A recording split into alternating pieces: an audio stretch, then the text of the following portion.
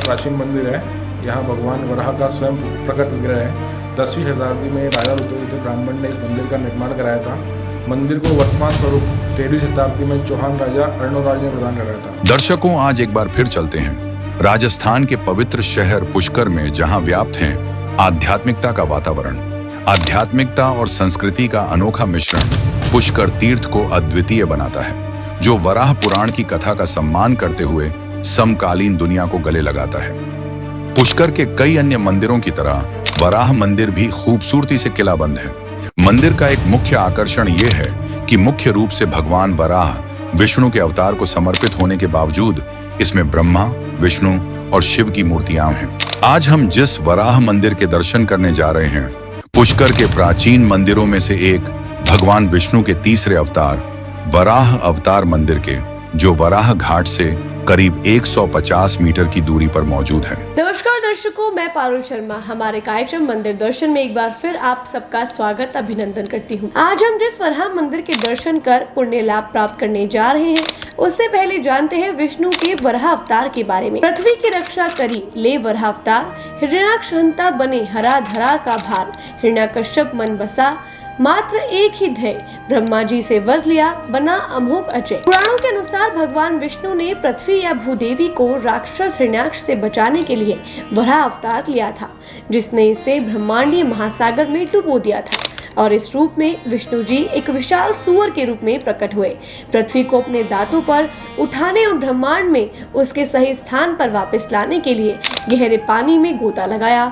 और ऐसा काम कर न केवल सृष्टि को संरक्षित किया, बल्कि विष्णु भगवान की असीम करुणा और शक्ति को भी प्रदर्शित किया। दर्शकों, वराह पुराण और अन्य शास्त्र इस अवतार की शक्ति, साहस और उद्देश्य की प्रशंसा करते हैं, जो उस समय का प्रतिनिधित्व करते हैं जब संतुलन और व्यवस्थाओं को बहाल करने के लिए दिव्य अवतरित हुए थे। जैसा कि वराह पुराण में वर्णित है, पुष्कर उन लोगों को एक शाश्वत निमंत्रण देता है जो आंतरिक शांति और मुक्ति चाहते हैं। आइए अब चलते हैं पुष्कर के प्राचीन मंदिरों में से एक भगवान विष्णु के तीसरे अवतार वराह अवतार मंदिर के, जो वराह घाट से करीब 150 मीटर की दूरी पर मौजूद है। घनी आबादी से घिरे इस मंदिर के बारे में तीर्थयात्री बहुत कम जानते हैं, लेकिन जो तीर्थयात्री इस 1100 वर्ष पुराने मंदिर को जानते हैं, वो यहाँ दर्शन करने जरूर आते हैं। भगवान विष्णु के 8 स्वयंभू क्षेत्रों में से एक ये वराह मंदिर भी है, जो कई बार विदेशी आक्रांताओं के हमले झेल चुका है।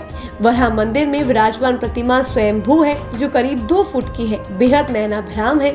प्रतिमा का मुख वराह की तरह है, जिसके 2 दांतों के बीच गोल पृथ्वी है, तो धड़ मानव शरीर के रूप में है, जिसकी 4 भुजाएं हैं, जो शंख, चक्र, पद्म और गदा लिए हुए है। प्रतिमांग दर्शन करते समय केवल 2 ही हाथ दिखाई देते हैं, क्योंकि पद्म और शंख वाले दोनों हाथ कमर पर होने के कारण वस्त्र के नीचे ढक जाते हैं। 9वीं शताब्दी में राजा रुद्रदेव ब्राह्मण ने मंदिर का निर्माण करवाया था। इसके बाद चौहान वंश के शासक अर्णोराज चौहान ने मंदिर को भव्यता प्रदान की। चौहान शासक के गोविंद राज द्वितीय के पुत्र वाक्यपति राजा प्रथम ने यहाँ भव्य शिव मंदिर का निर्माण कराया था। मंदिर की सुरक्षा के लिए महाराणा प्रताप के भाई शक्ति सिंह ने चारों ओर परकोटे के रूप में सुरक्षा की दीवार बनवाई थी, जिससे मंदिर का रूप आज भी किले की तरह नजर आता है। यहाँ के पंडित पाराशर ने बताया कि विदेशी आतंकियों ने मंदिर को कई बार क्षति पहुंचाई। मंदिर के पीछे का भाग देखते हैं तो आज भी पौराणिक विरासत की झलक दिखती है। आगे का हिस्सा बाद में निर्मित किया गया था। इस पुष्कर का प्राचीन मंदिर है।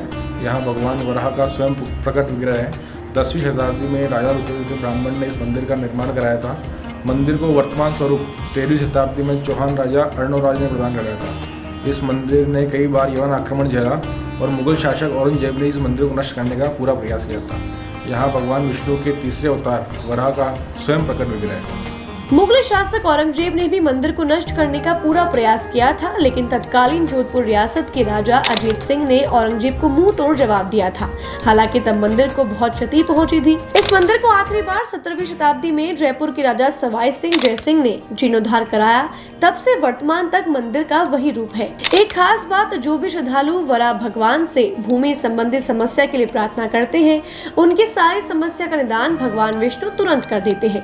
मंदिर के वैभव का का अंदाजा सीढ़ियों वाले हिस्से से लगाया जा सकता है। 30-35 सीढ़ियां चढ़ने के बाद मंदिर का पीले पत्थर से निर्मित आकर्षक द्वार, जिस पर सुंदर नक्काशी की हुई है, जिस पर 2 छतरियां अपनी अलग ही छटा बिखेरती हैं। द्वार से भीतर आते ही सामने उल्टे हाथ की तरफ सामने धनराज जी विराजित हैं। उनकी बेहद अलौकिक प्रतिमा है। ये वो ही धनराज जी हैं जो सबके पाप और पुण्य का लेखा जोखा करते हैं और उसके हिसाब से ही हमारे अगले जन्म को निर्धारित किया जाता है और मृतात्मा को अगले सफर के लिए भेजा जाता है।